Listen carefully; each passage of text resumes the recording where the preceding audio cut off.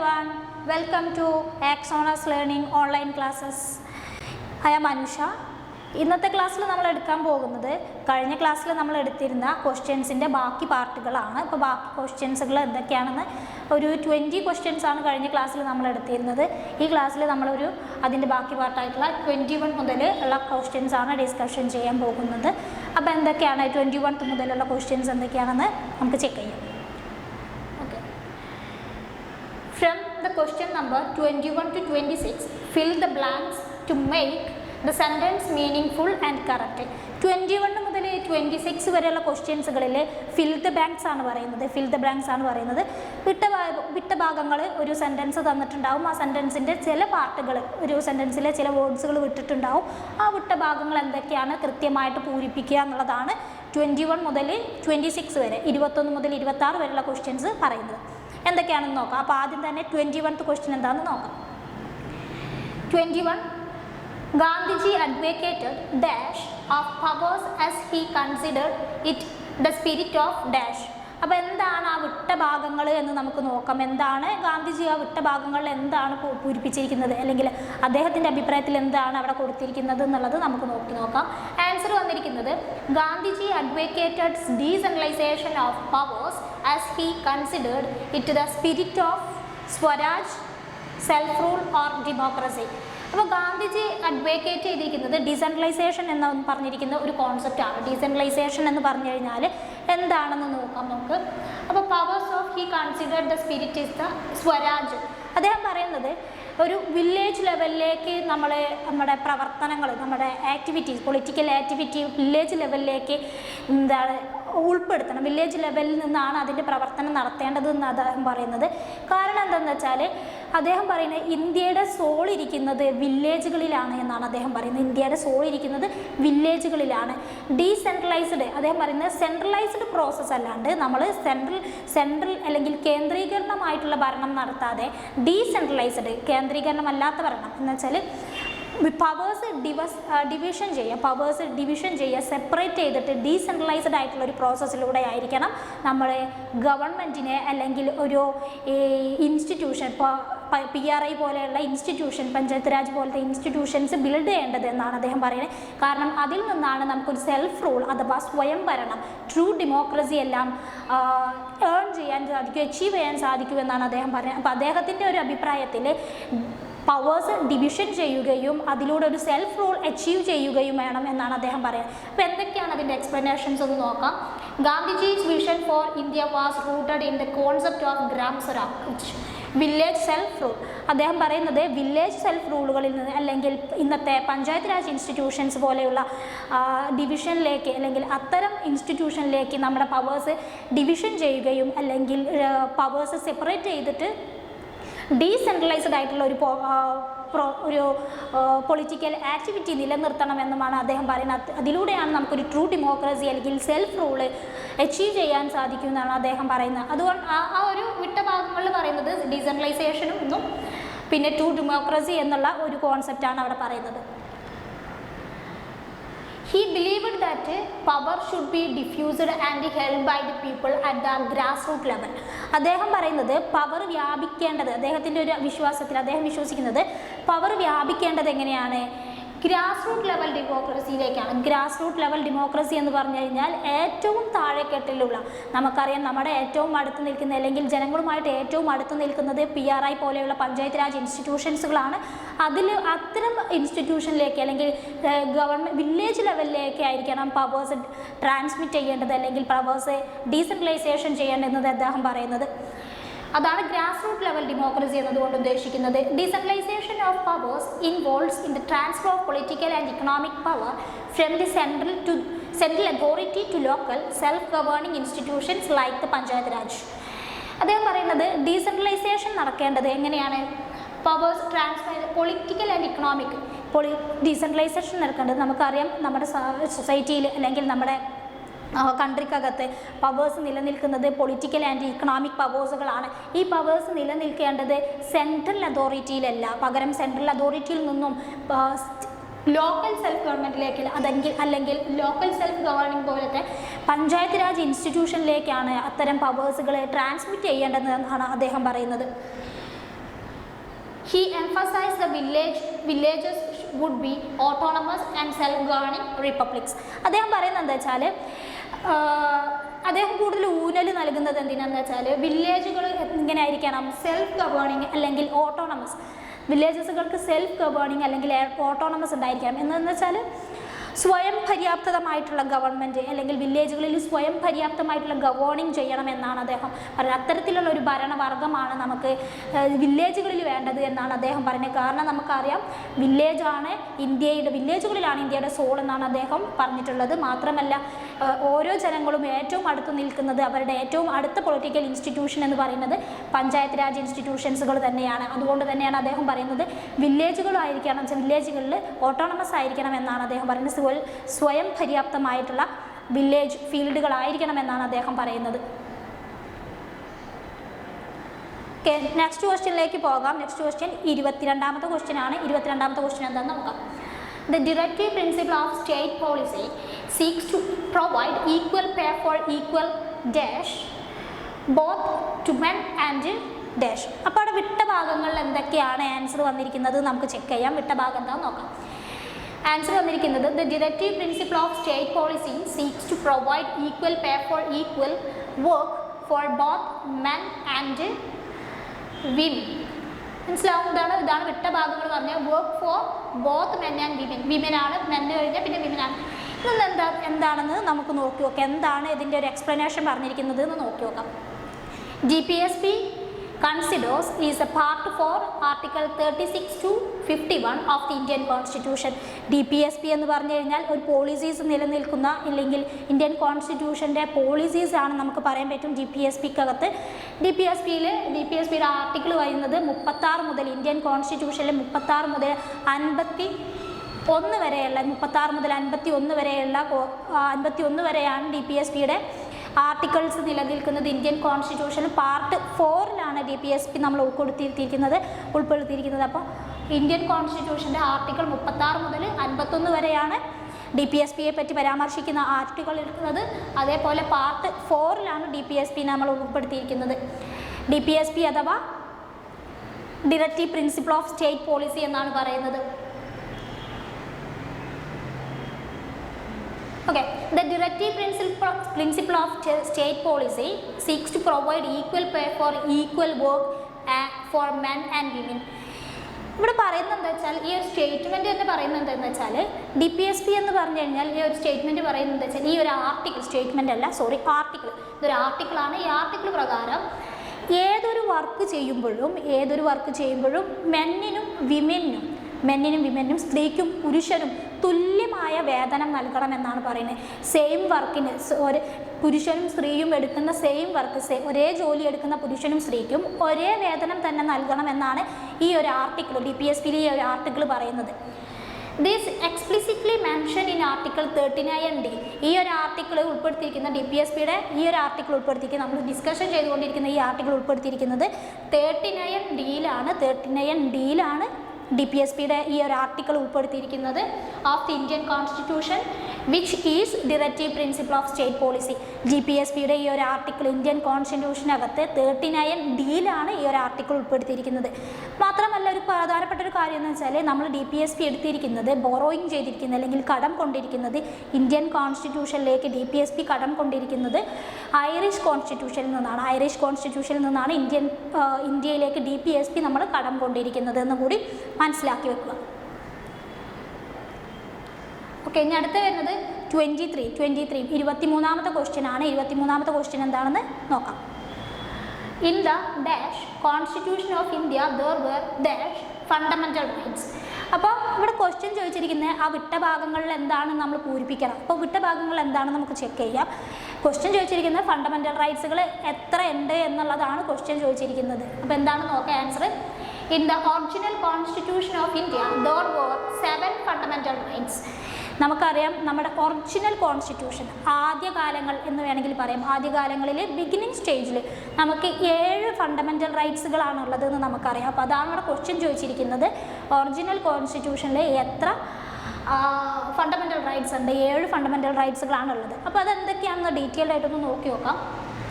The original constitution when it came came into force provided 7 fundamental rights. Original constitution ആദ്യകാലങ്ങളിൽ നമുക്കിതിൻ്റെ history പരിശോധിക്കുകയാണെങ്കിൽ ആദ്യകാലങ്ങളിൽ 7 fundamental റൈറ്റ്സുകളാണ് ഉണ്ടായിരുന്നത്. ആദ്യകാലങ്ങളിൽ അതിൻ്റെ ബിഗിനിങ് സ്റ്റേജിൽ ഒറിജിനൽ കോൺസ്റ്റിറ്റ്യൂഷനകത്ത് 7 ഫണ്ടമെൻ്റൽ റൈറ്റ്സുകളാണ് ഉണ്ടായിരുന്നത് എന്നാണ് പറയുന്നത്. There are now 6 fundamental rights as the right to property, Article 31, was removed and made a legal right under Article 300A by the 44th Amendment Act of 1978. എന്നാൽ ഇന്ന് അത് ഒറിജിനൽ കോൺസ്റ്റിറ്റ്യൂഷനിലുള്ളതാണ് 7 ഫണ്ടമെൻ്റൽ റൈറ്റ്സ് ഉണ്ടായിരുന്നത്. എന്നാൽ ഇന്ന് നോക്കുകയാണെങ്കിൽ ഇന്ത്യൻ കോൺസ്റ്റിറ്റ്യൂഷനകത്ത് 6 fundamental റൈറ്റ്സുകളാണുള്ളത്. 6 fundamental റൈറ്റ്സുകളാണ് ഇന്ത്യൻ കോൺസ്റ്റിറ്റ്യൂഷനകത്തുള്ളത്. അതിനകത്തുണ്ടായിരുന്ന ആർട്ടിക്കിൾ 31 ആയിരുന്നു റൈറ്റ് ടു പ്രോപ്പർട്ടി, സ്വത്തവകാശത്തിനുള്ള റൈറ്റ്. അപ്പോൾ സ്വത്തവകാശത്തിനുള്ള സ്വാതന്ത്ര്യം എന്ന് പറയുന്ന അല്ലെങ്കിൽ സ്വത്തവകാശം എന്ന് പറയുന്ന ആർട്ടിക്കിൾ 31 ആർട്ടിക്കിൾ ഇന്ന് റിമൂവ് ചെയ്യുകയാണ് ചെയ്തത്. ഇന്നത്തെ കോൺസ്റ്റിറ്റ്യൂഷനകത്ത് 6 ഫണ്ടമെൻ്റൽ റൈറ്റ്സ് ആണുള്ളത്. ഇന്നത് റിമൂവ് ചെയ്ത് ഇന്നതൊരു ലീഗൽ റൈറ്റ് മാത്രമാണ്. 44th അമെൻമെൻറ്റ് ആക്ട് പ്രകാരം 1978 44th അമെൻമെൻറ്റ് ആക്ട് പ്രകാരം 44ാമത്തെ നിയമ ഭേദഗതി പ്രകാരം 1978 44ാമത്തെ നിയമ ഭേദഗതി പ്രകാരം ഇന്ന് അതൊരു ലീഗൽ റൈറ്റ് മാത്രമാണ്. ആർട്ടിക്കിൾ 300A ഇന്ന് അത് ഉൾപ്പെടുത്തിയിരിക്കുന്നത് എന്നാണ് മനസ്സിലാക്കേണ്ടത്. അപ്പോൾ ഇന്ന് നമുക്ക് ഫണ്ടമെൻ്റൽ റൈറ്റ്സ് 6 ഫണ്ടമെൻ്റൽ റൈറ്റ്സേ ഉള്ളൂ എന്ന് കൂടി മനസ്സിലാക്കി വെക്കുക.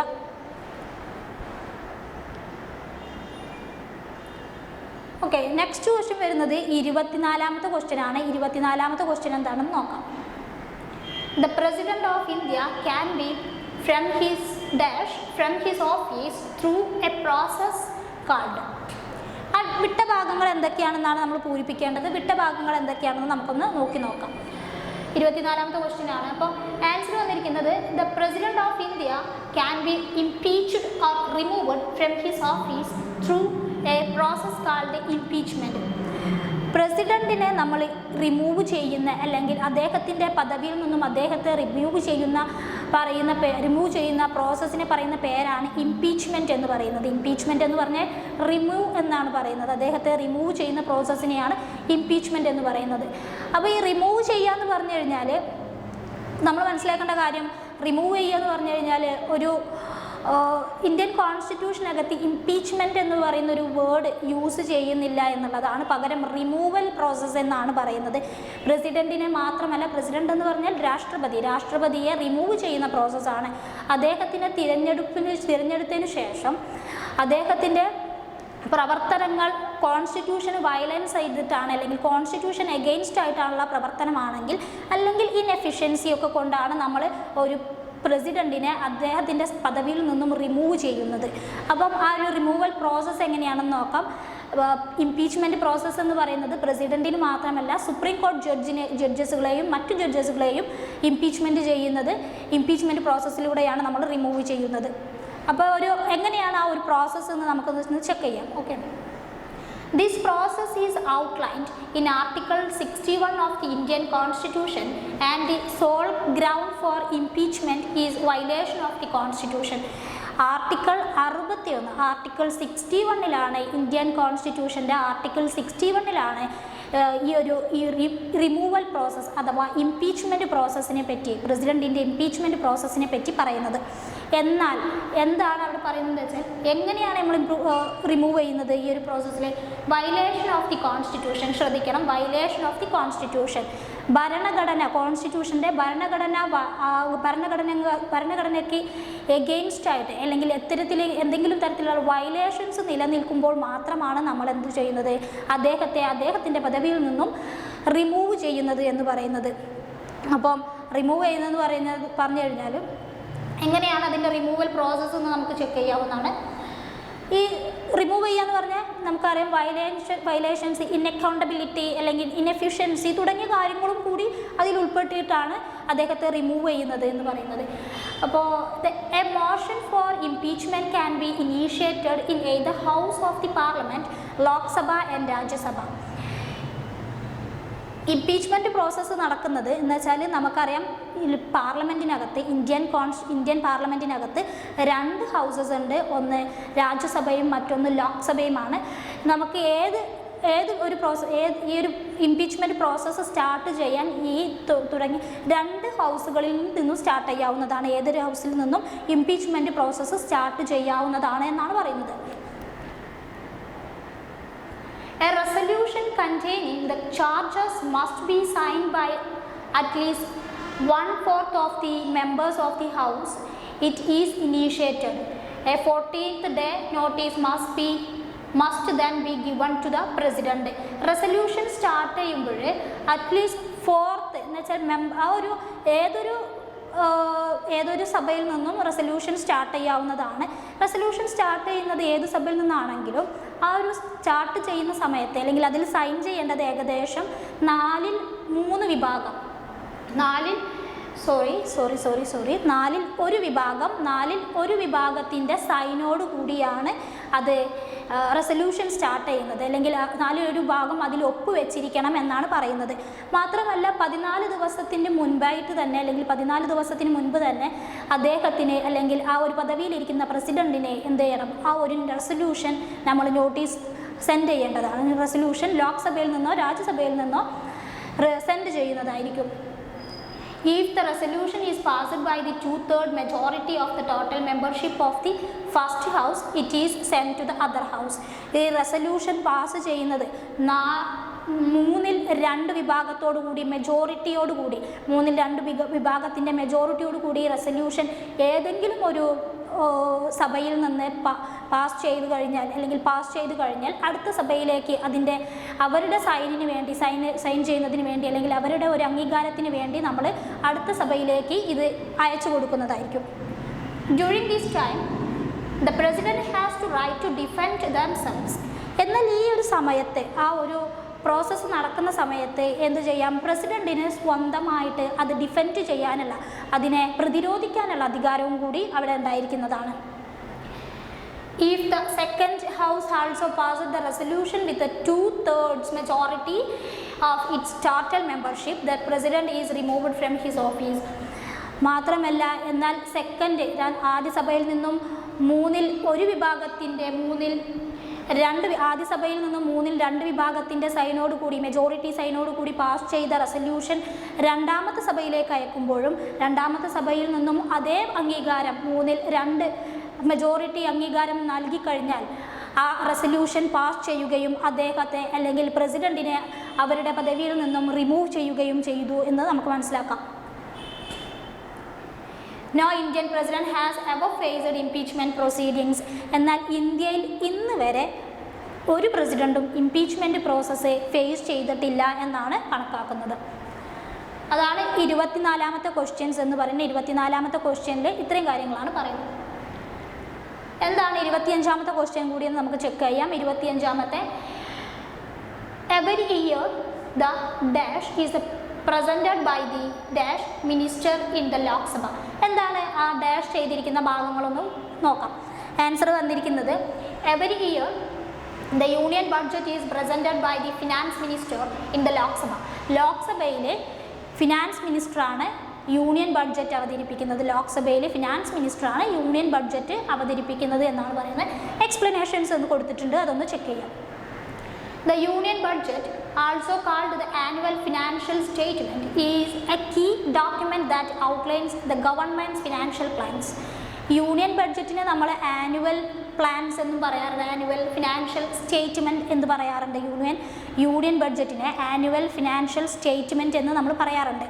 ഇതെന്ന് പറഞ്ഞാൽ ഗവൺമെൻറ്റിൻ്റെ ഒരു ഫ്യൂച്ചർ അല്ലെങ്കിൽ ഗവൺമെൻറ്റിൻ്റെ ഫിനാൻഷ്യൽ പ്ലാൻസുകളെയാണ് പറയുന്നത്.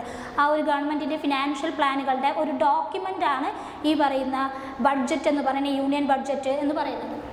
The Union Finance Minister is responsible for presenting the Lok Sabha to the presenting budget to the Lok Sabha. ലോക്സഭയിൽ ആ ഒരു യൂണിയൻ ബഡ്ജറ്റ് അവതരിപ്പിക്കാനുള്ള റെസ്പോൺസിബിലിറ്റി, ഉത്തരവാദിത്തമുള്ളത് ലോക്സഭയിലെ യൂണിയൻ മിനിസ്റ്റർക്കാണ്, ലോക്സഭയിലെ ഫിനാൻസ് മിനിസ്റ്റർക്കാണ് ആ ഒരു ഉത്തരവാദിത്തമുള്ളത്. ലോക്സഭയിലെ യൂണിയൻ ബഡ്ജറ്റ് അവതരിപ്പിക്കാനുള്ള ഉത്തരവാദിത്തം നിലനിൽക്കുന്നത് finance മിനിസ്റ്റർക്കായിരിക്കും. The lower house, Lok Sabha, of India's parliament is where the budget is presented and debated. ലോക്സഭയിലാണ് യൂണിയൻ ബഡ്ജറ്റ് അവതരിപ്പിക്കുന്നതും ലോക്സഭ അല്ലെങ്കിൽ ലോവർ ഹൗസ് എന്ന പേരിൽ അറിയപ്പെടുന്ന ലോക്സഭ അല്ലെങ്കിൽ ലോവർ ഹൗസ് എന്ന പേരിൽ അറിയപ്പെടുന്ന സഭയിലാണ് യൂണിയൻ ബഡ്ജറ്റ് അവതരിപ്പിക്കുന്നതും അതിൻ്റെ ഡിബേറ്റ്സുകൾ നടക്കുന്നതും ലോക്സഭയിലായിരിക്കും എന്നാണ് പറയുന്നത്. അപ്പോൾ ഈ ഒരു 25 ക്വസ്റ്റ്യൻസ് ആണ് ഈ ഒരു ക്ലാസ്സിൽ നമ്മൾ ഡിസ്കഷൻ ചെയ്തിരിക്കുന്നത്. അപ്പോൾ അടുത്ത ക്ലാസ്സിൽ വീണ്ടും കാണുന്നത് വരെ താങ്ക് യു.